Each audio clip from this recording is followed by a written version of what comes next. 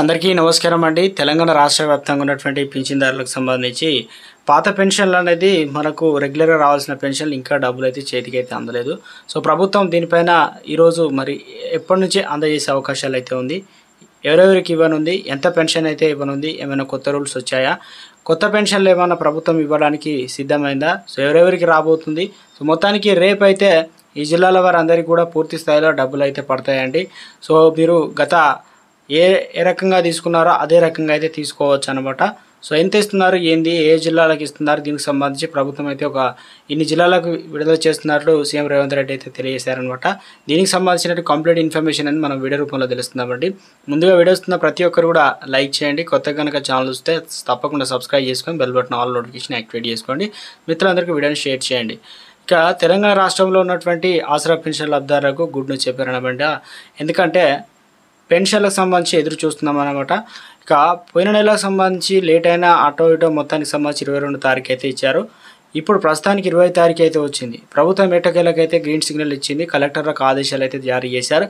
ఆసరా పెన్షన్లకు సంబంధించి నిధులు అయితే విడుదల చేయడం జరిగిందనమాట. దాదాపు ఈ జిల్లాల వారికి ప్రస్తుతానికైతే డబ్బులు అయితే పడుతున్నాయి అనమాట.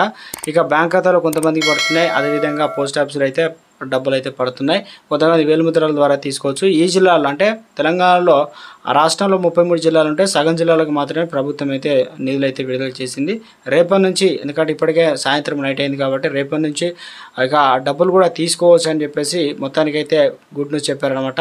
సో ఏ జిల్లాలోకి ఇవ్వనున్నారు ఏంటనేది వీడియోలో తెలుసుకుందామండి. మొట్టమొదటిగా వచ్చేసి భద్రాద్రి కొత్తగూడెం జిల్లాకు రేపు డబ్బులు అయితే వస్తాయండి.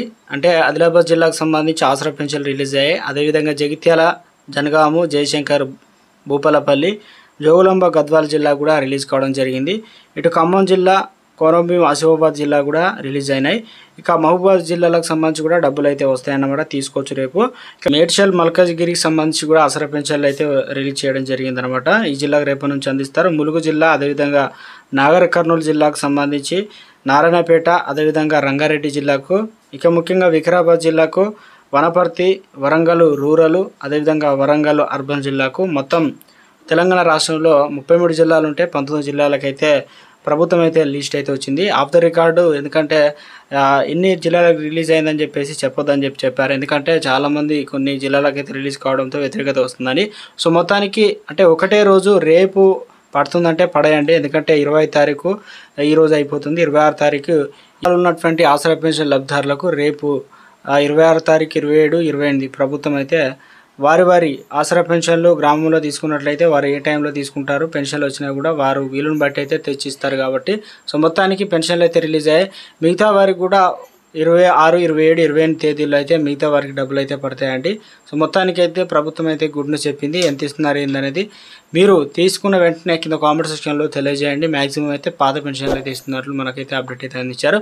ఇలా కొత్త పెన్షన్లు అయితే చేతికి అయితే అభివృద్ధి ఇవ్వడం అయితే లేదని చెప్పేసి సీఎం రేవంత్ రెడ్డి అయితే తెలియజేశారనమాట. సో ఇదండి మనకు గుడ్ న్యూస్.